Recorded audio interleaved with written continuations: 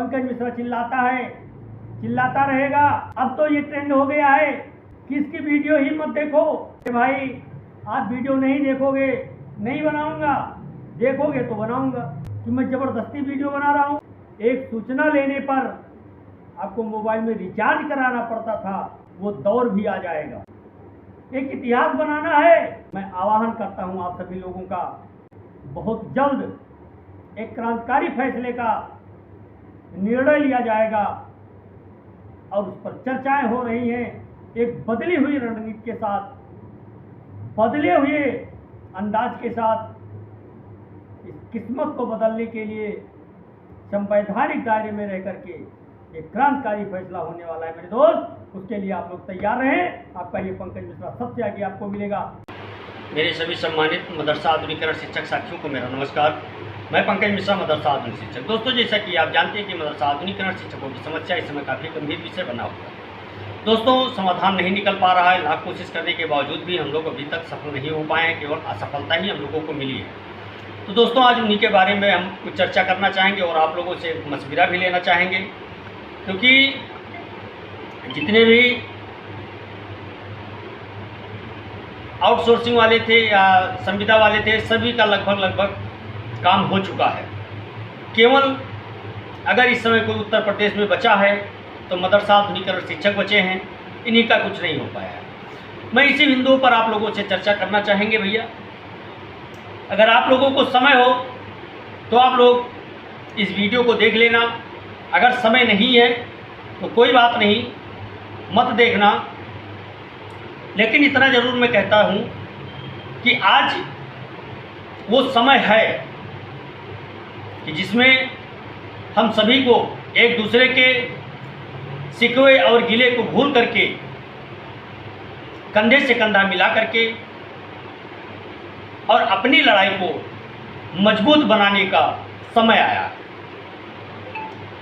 आपस में वाद प्रतिवाद होता रहेगा, आपस में लड़ाइयाँ होती रहेंगी, बातचीत होती रहेगी, लेकिन ये समय जो निकल रहा है ये बहुत महत्वपूर्ण है। तो मैं ये कहना चाहता हूँ, हमारे कहने का तात्पर्य ये है कि एक प्रयास हम लोग और करके देख लें, क्योंकि मुझे जिंदा होने का सबूत देना भी चाहिए। क्योंकि अधिकारी और मंत्री नेता ये मान चुके हैं कि मदरसा आधुनिकरण शिक्षक इस समय जीवित नहीं है। तो मेरे दोस्त, मुझे अपने जीने का एहसास कराना है। मुझे एक संवैधानिक दायरे में रह करके अपनी मांग उठानी है सरकार से। हाँ, ये जरूर है कि तमाम आंदोलन हम लोगों ने कर लिया, तमाम सिफारिशें कर ली, विधानसभा, विधान परिषद, लोकसभा में आवाज़ें उठवाई, पत्राचार के माध्यम से, लेकिन अभी तक उसका रिजल्ट शून्य आया।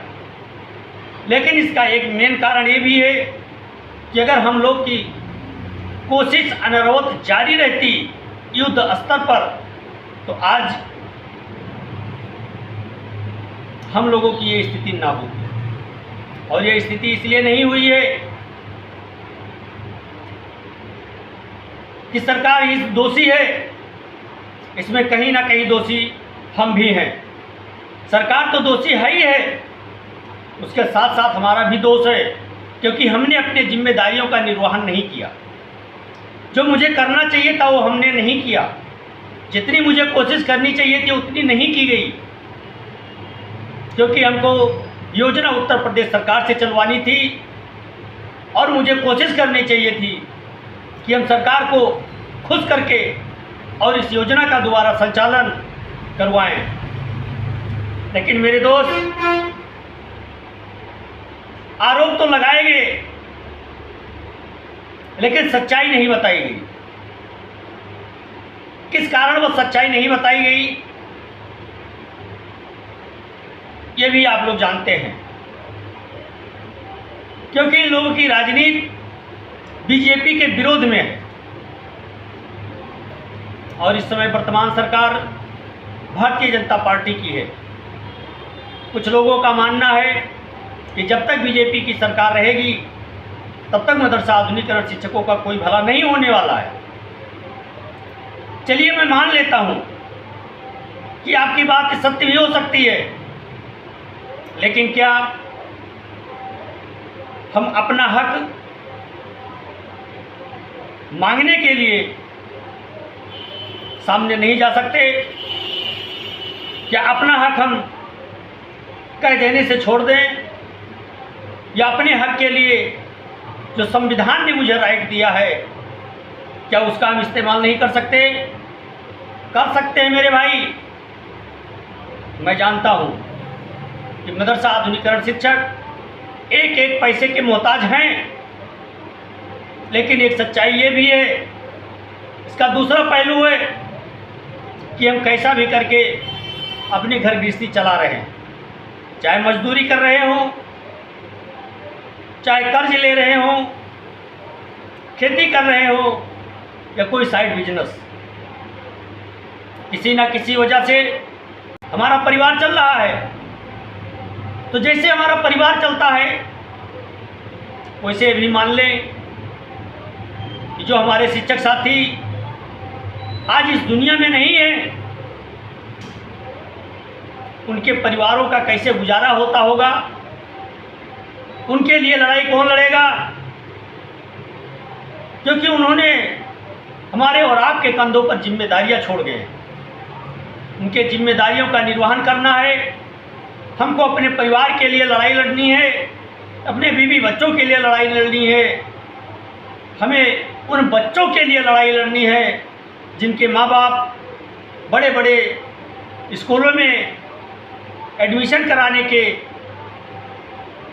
लायक नहीं है, अपने बच्चों का एडमिशन किसी अच्छे क्वालिटी स्कूलों में नहीं करा सकते हैं। तो दोस्तों, अगर क्वालिटी एजुकेशन उन बच्चों को मदरसे में मिल रहा है तो वो उनको अनवरत जारी रखना है, और उसको जारी रखने के लिए आधुनिकीकरण शिक्षकों को रखा गया था। लेकिन केंद्र सरकार और राज्य सरकार के दोनों के दांव पेच में फंसी ये योजना आज समाप्त हो चुकी है। लेकिन ये शिक्षक अभी भी इंतजार कर रहे हैं कि हमारी योजना बहाल होगी या फिर हमको समायोजित किया जाएगा। अब बीच में एक मोड़ आया है, वो मोड़ है टीईटी। दोस्तों, कुछ शिक्षक साथी टेट पास हैं, कुछ शिक्षक साथी बीएड हैं, कुछ शिक्षक साथी बीए और एमए हैं। लेकिन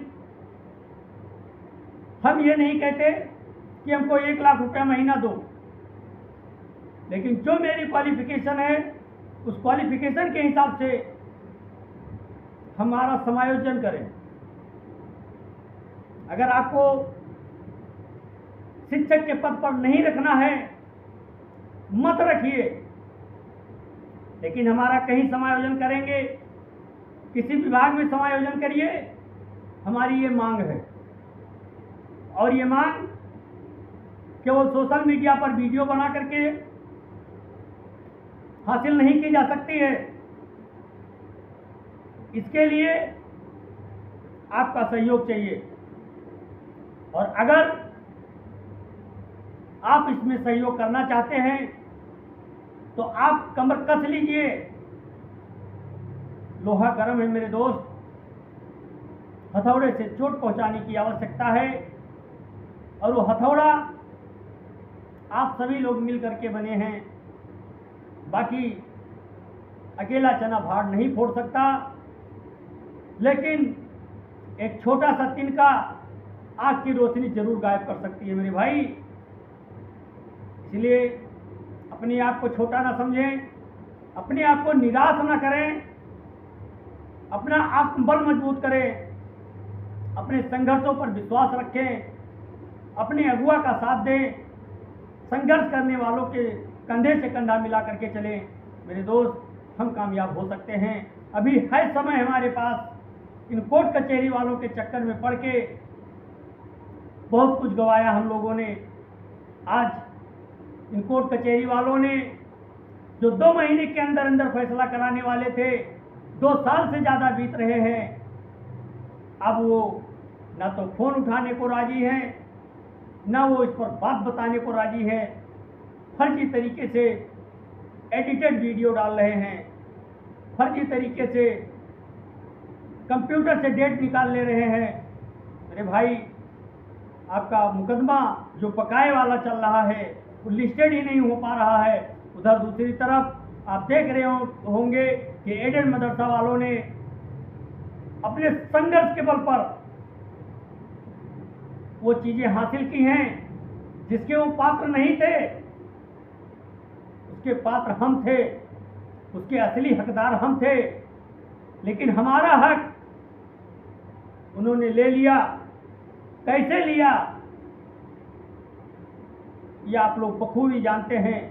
इसके बावजूद सभी लोग सोए हुए हैं, गहरी नींद में, कुंभकर्णी नींद में सो रहे हैं।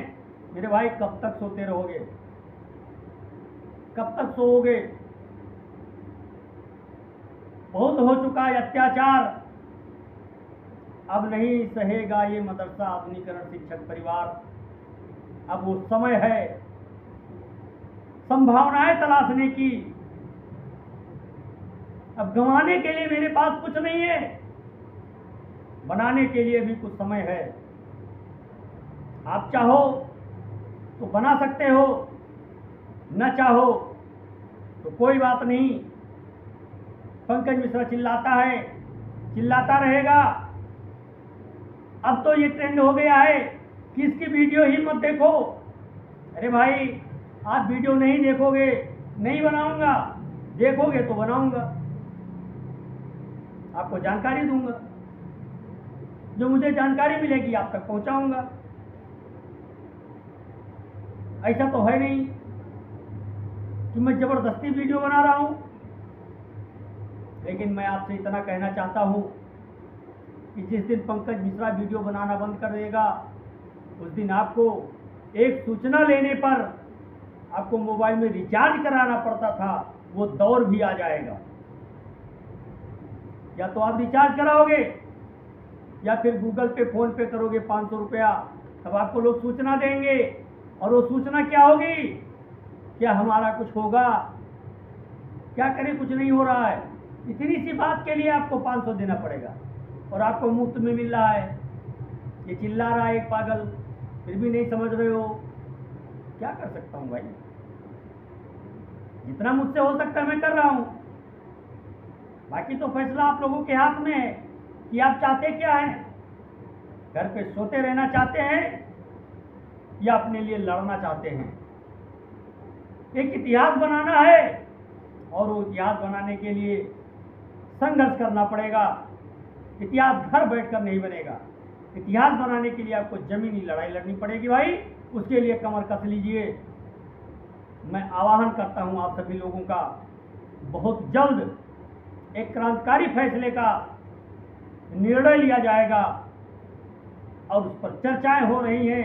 एक बदली हुई रणनीति के साथ, बदले हुए अंदाज के साथ इस किस्मत को बदलने के लिए संवैधानिक दायरे में रह करके एक क्रांतिकारी फैसला होने वाला है मेरे दोस्त। उसके लिए आप लोग तैयार रहें। आपका ये पंकज मिश्रा सबसे आगे आपको मिलेगा। आज के लिए बस इतना ही। नमस्कार, जय हिंद, जय भारत, भारत माता की जय।